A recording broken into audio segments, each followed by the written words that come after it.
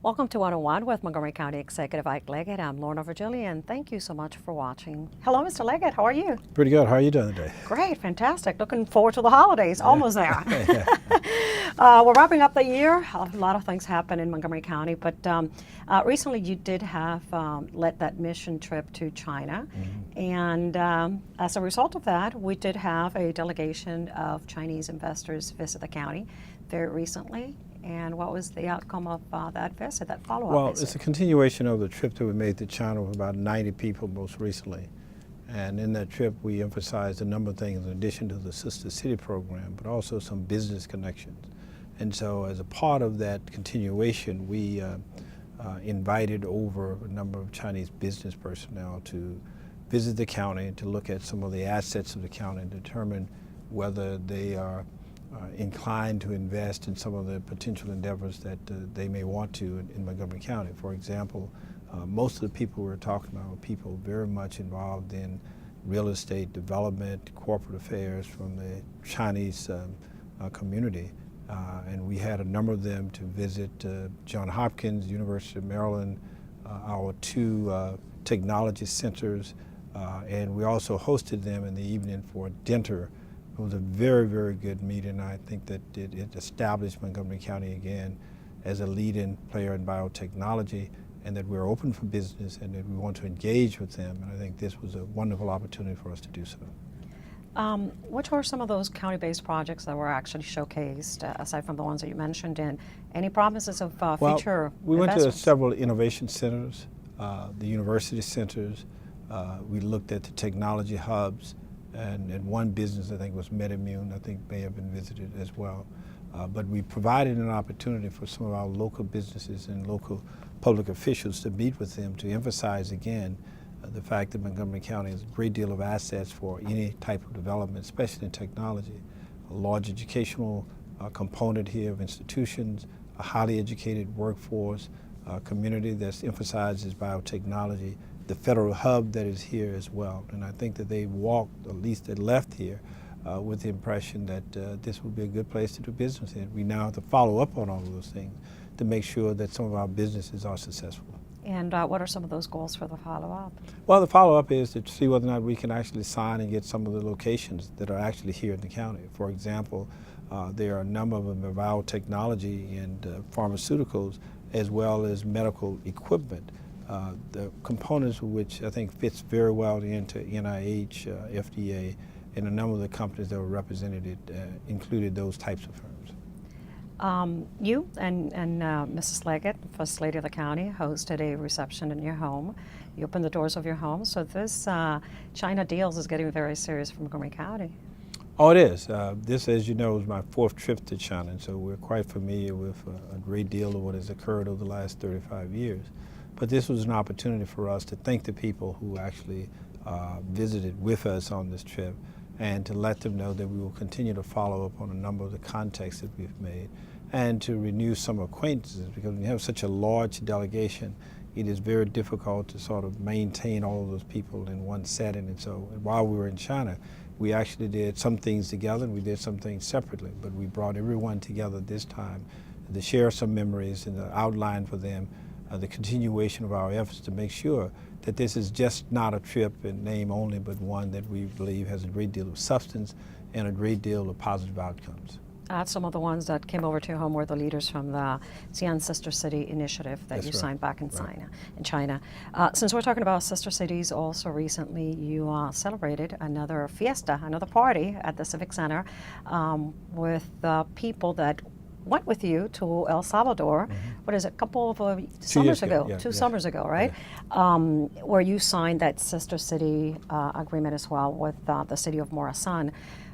This particular event was to fundraise for university right outside of Morazan University System? Yes, part of what we are doing is to, first of all, to make and maintain the contacts that we've made. There are a number of things that we wanted to do for some of the medical centers that are in the country, and also for one of the universities that's there, to try to help them provide some of the resources that they need. And so the Morazan community around in El Salvador come together each and every year to have a celebration, a dance, or some type of event, and they wanted to dedicate the funds and resources to this particular university.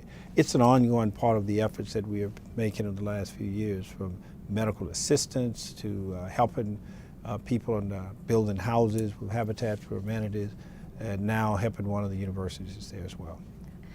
Talking about assistance, recently you announced to improve the outreach and services for county veterans that are actually enrolled in colleges and universities, particularly Montgomery College, universities at Shady Grove and Johns Hopkins campus. What are some of those resources that are going to be extended to young veterans that are enrolled in these institutions? First of all, we are very grateful to have such a large number of veterans who are here in Montgomery County. They've provided a great deal to this nation, and the fact that they're living in our county means that we need to make certain that we treat them with dignity and respect, and make certain that we respond to some of the challenges that they are currently facing. And that response goes to education, to make sure that they are fully integrated into the education community, and to make sure that they have the courses they need, the time, the counseling that they need as well. Also, there are some housing challenges that some of the veterans are having, and so we try to connect those services as well as continuation of medical support and family support as well, because each time you think about a veteran, you also have to think about the veteran's family, and so the impact to the veteran oftentimes is the impact that goes to each and every member of that family. So we're reaching out to the veteran and the veteran's family in a collaborative way built around a university setting, so that we can continue to provide the services and assistance that they need, from counseling to housing to educational support. All of those things are part of this endeavor, and I think that we have a model which is one of the first in the entire country to provide the assistance that they need. There are about, what, 54,000 veterans that call Montgomery County home, correct? That's about correct, yeah. Just about correct. Mm-hmm. And in the university systems, what is the estimated, roughly, the number?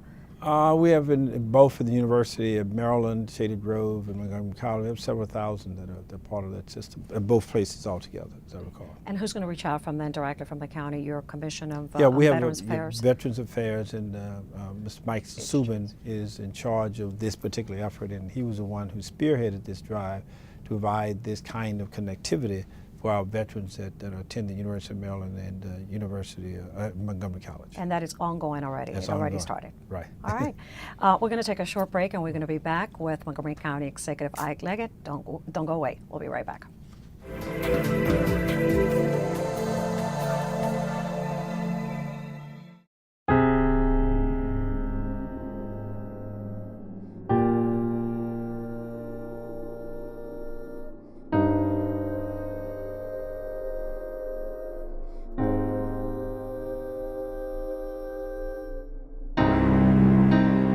There's a reason why area law enforcement are out enforcing pedestrian and traffic safety laws and preventing killer pedestrian crashes. Be alert. Be street smart. Are you sure they can recycle us, Clamshell? Hey, Dome, we're on a new recycling postcard. I can't wait to make a new start. Maybe I'll be a red carpet at a big premiere. And I'll get to paint the White House. Shh, here he comes. Now you can recycle more plastics in Montgomery County, including #1 PET plastics such as clamshells, deli containers, trays, lids, domes, and cups. Woohoo! We're in! For more information on recycling, contact the Montgomery County, Maryland Division of Solid Waste Services at 311. The wait is over. Recycle more plastics today.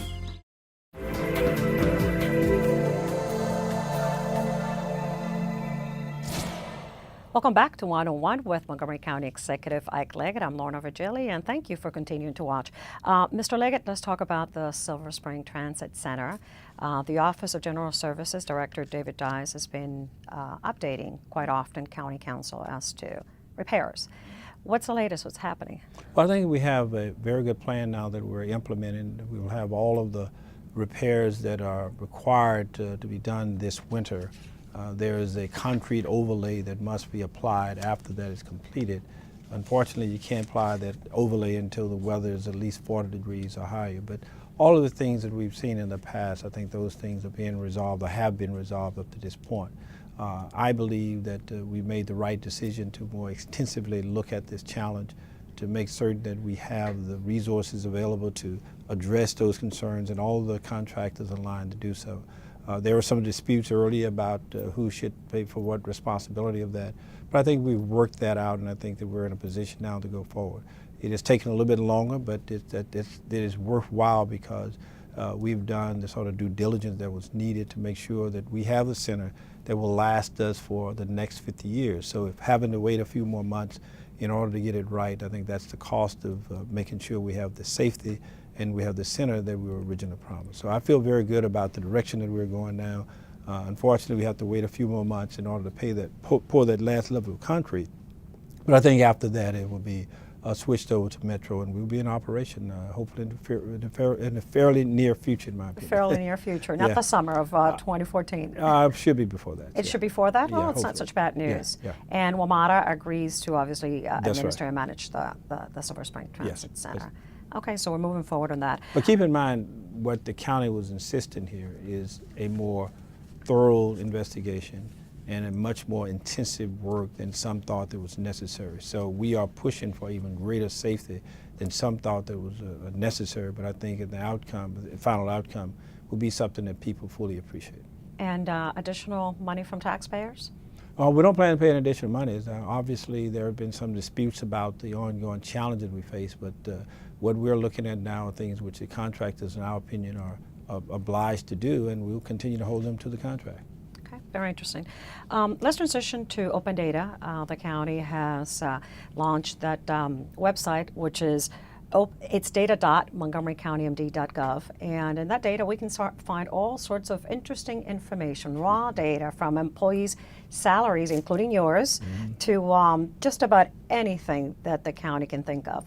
But the county just held the first forum, kind of like reaching out to residents to find out what they wanted to see as far as data in this particular website.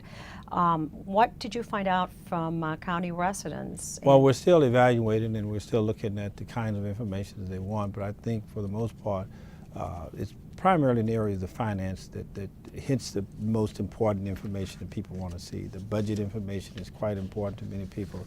Unfortunately, people continue to want to look very closely at all the salaries, those sorts of things. But overall, people want to list more detail about the budget and how the budget is put together, how it operates, and the information, the background information that provides the citizens with that information. So that's the primary area that we have, but there are other information in terms of transit, taxes, those kinds of things that are more friendly and a better use of form, I think citizens want to see as well. Let's just remind the residents that website is data.montgomerycountymd.gov. Yeah. All right, so let's talk about party, and I tell you what kind of party. The nighttime task force just submitted to you the report, 90 members in the task force, 6 months, kind of trying to figure out what does Montgomery County need to do to compete with nighttime dollars, especially from DC. Lots of recommendations, but can you tell us some that really come to mind that should be implemented right away? Well, the recommendations cover a variety of areas, but let's think about why we are doing this, first of all. We're doing so because far too many of our young people at the ages that we would like to have them in the county are deciding to move outside of the county, in the district, Northern Virginia, Arlington, in those areas. And we would like to have those citizens or residents here in the county because we've helped to educate them, they have families here, but they find that the life is a little bit more exciting in other places, but exciting for a variety of reasons, because there may be transit-oriented development that's quite convenient for them. They may find that the housing in some places is cheaper. They may find that there are some other things that they want that more or less responds to the kind of life that they want to lead, the kind of mobility that many young people are looking for in entertainment. And so what this task force is designed to do, and they've come forward with a recommendation, is to evaluate the changes that can be made consistent with maintaining a intergenerational kind of atmosphere for the entire county in a way that maintains those young people in Montgomery County. So you would have everything from safety, housing, you'd have entertainment, but most people look, for example, at the entertainment aspects of it. What does this mean in terms of alcohol consumption? How long does bars and restaurants stay open? What is the distribution between food and alcohol consumption in some of these locations? Well, those are the kinds of things that the task force has made recommendations on. But I think when you look at it, it's about the quality of life in having options for young people, an option for all people. And we want to make certain that we have those options so that people can decide and ensure that if they want to stay here, that we can accommodate them. So we have this first report, what is next, and when are we moving younger in Montgomery County? I'm not going to be out there partying till 5 a.m. Hopefully, neither will you. But we do need to attract that young crowd in the county. So what's next? Well, what we'll do now is go through the report. There will be some legislative changes and regulatory changes we'll have to make. Some, for example, in terms of alcohol consumption, that must be done at the state level. And there have been measures already introduced to make sure that those happen. So we will make some regulatory recommendations as well as legislative recommendations to move forward many of the recommendations that the task force has provided thus far. Talking about alcohol, the Department of Liquor Control issued the 2013 compliance check report, and it appears that the numbers show a slight increase in the legal sales of alcohol to people under the age of 21. That's what's next. That's a little discouraging. Well, it is, because we've had a number of efforts over the past to better train, educate those who operate bars and restaurants in the county about the challenges of selling to underage people. And the view here is that we've had a pretty good compliance over the years, but I think that we are slipping a little bit. So we need to go back and examine why that is the case. It's something that is cultural. Is it something that people are not better trained to deal with it? Is an educational campaign necessary? What are the things we need to do in order to make sure that we continue on the road of progress to reduce the number of those institutions that are bars and restaurants that are selling to underage young people? Lots of work ahead. Yes. We're going to take a short break, and we'll be right back with Montgomery County Executive Ike Leggett.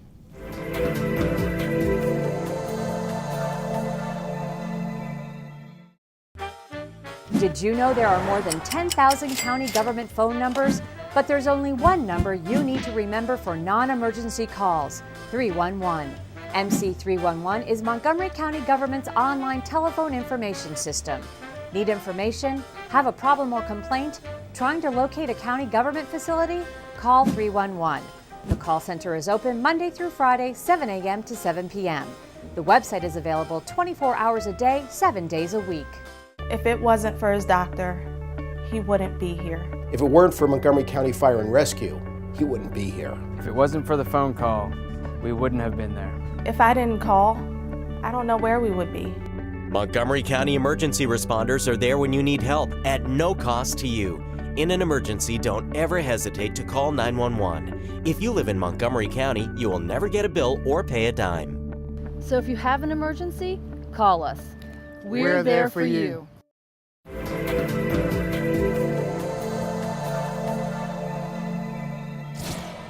Welcome back. Thank you for watching. And here we are with Montgomery County Executive Ike Leggett. Mr. Leggett, recently in the city of Gaithersburg for the third year, the county held a homeless resource fair event. And in addition to that, over 200 volunteers went out in the middle of the night to count the homeless persons living in the streets in Montgomery County, spearheaded by Council Member George Leventhal. Right. Now, the council member is talking about adding approximately $700,000 to the FY15 budget to provide additional housing, at least for 15 of those homeless persons. You got the report. What is actually next on that? Well, we need to do a much better job in reaching many of the homeless that are out there and providing comprehensive services. We are making at least a first phase effort here to, in effect, address at least some of those that we found the more chronic challenges that are existing today. However, it needs to be noted that there are still a number of people who do not have the services, who continue to be homeless and are at risk to themselves, and we want to make certain that we respond as best as possible to address that concern. I hope that in years to come, we would put much of this behind us, that we, given the resources that this county currently possesses and given the kind of leadership that has been placed trying to address this concern, that we can in fact end homelessness in Montgomery County. It requires an ongoing, consistent effort, one that provides the resources for homes, plus all of the associated services that many of the homeless people need, and to get them back into some form of work and back to their families and back to communities that I think that they would want to be a part of. So it's a challenge for our community, but one that I think every community should try to address, because it is simply unacceptable to have people in today's time and age who are homeless out in the street and subject to the challenges of weather and everything else that comes as a result of it. Since you mentioned the weather, recently you participated in the Snow Summit. It happens every year just to get county agencies and contractors ready for the season, and hopefully, fingers crossed, we will not have any major snowstorms, but we always have to ask, are we ready for the winter season? I think we are. We've been at this for some years. We have additional equipment. We do a thorough job of training and retraining all of the personnel involved in the entire aspect of these winter-related storms. I think that we've done it enough that we understand very well the challenges that we face. But you can never be overly ready, overly prepared for these storms. And so caution, of course, is the key here, and that we want to prepare, and re-prepare in order to ensure that we are ready, hopefully, for something that may not happen at the scale that has happened in the past. But I've participated every year for the last 7 years at the snow summits, because when I want to make sure that the people are out there working for this county, the people who are making the calls and on the telephone, the people who are driving the machines, understand how important it is to me personally and how important it is to our community that we do a very, very good job of removing the snow, and we in fact respond to the challenges that goes across not just snow, but ice and so many things that happen throughout the winter, that we're prepared for it, and people understand that we take this seriously. And every year there's some innovative new method. This year, for instance, they're going to have those weather stations monitoring the different 4 microclimates in the county. Oh, yeah. Who knew we had 4 microclimates in Montgomery County? Yeah, big county. Big county indeed. Let's transition to pedestrian safety, a new campaign partnership with some of commercial real estate owners, shopping centers and so forth, where sort of to prevent accidents within parking lots. Apparently, statistics show that, almost 25% or 30%. Quarter of the contacts are at shopping centers. In shopping centers. And you can understand why, in some ways, that it's sort of something that people fail to recognize, because for the most part, people are concentrated on intersections, sidewalks, and what have you, and the medium strips. But if you think about it, there are large numbers of people that are actually in shopping centers, and that's where you have cars. People are coming out of the shopping centers, not aware of the challenges that they face, maybe listening to music on their iPod, grocery bags, the shopping bags in their arms, and they're walking in between cars. And you've got shoppers who are not aware of the challenges they face with cars that are dotting in and out. So we need to do a better job of making sure that people understand the danger. A quarter of all pedestrian incidents in this county occur in parking lots in shopping malls, and we need to change that. People just need to be very aware, drivers. Oh, yeah. Well, we have a campaign on, but the campaign, for the most part, in the past, have been directed toward what's happening around the schools and major intersections, and we have not had as much attention placed on shopping centers. And how the owners of these shopping centers, et cetera, how are they going to assist? Just handing out information to the public? Well, that's one part of it, providing the information that is needed, warning people about the challenges that they face, helping us to do some engineering where it may be possible to restripe the lines between people who are walking pedestrians and how cars come in. So we're looking at a variety of things, from engineering to warning to basically education and of course enforcement in the shopping malls as well.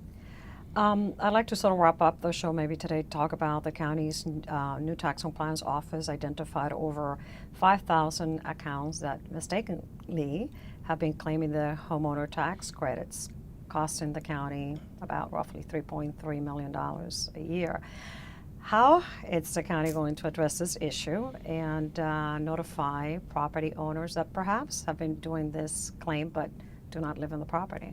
Well, we're going to collect what is due, and what is due is... Retroactive? Yeah, we'll look at it retroactively, because where we can determine that people have not lived in and they've received the tax credits, if you will, we're going to try to make adjustments to that. It's simply unfair to the remainder of the taxpayers who are abiding by the law for those who are skirting it to not to pay their fair share of taxes. And so it's one area that I think we need to address. And we're going to go after those who have violated the law, at least gotten the credits, and to make sure that they pay up. And there are some very strong measures that could follow if, in fact, we find that people have not paid taxes that are actually due to the county. We'll send out notice to them and, first of all, ask them to pay or show why they should not pay, and we'll proceed accordingly therefrom. And how are you going to know that people did not live on the property? Well, we would know that. There are a variety of ways to look at that, where they voted, where they have driver's license, where they've used other homes. There are a variety of ways you can look at that, and that's how we made this initial assessment. There may, of course, be a mistake here or there, and that's why you give the person an opportunity to challenge what the county has stated in terms of the tax status. All right, well, thank you. I love that little laugh at the end. All right, thank you for joining us today again. We'll wrap up this show, and you'll be back next month for an end-of-the-year review. Thank you. Thank you, Mr. Leggett. Thank you. And for you watching, remember, any information about our county, just visit montgomerycountymd.gov. I'm Lorna Virgili, and thank you for watching.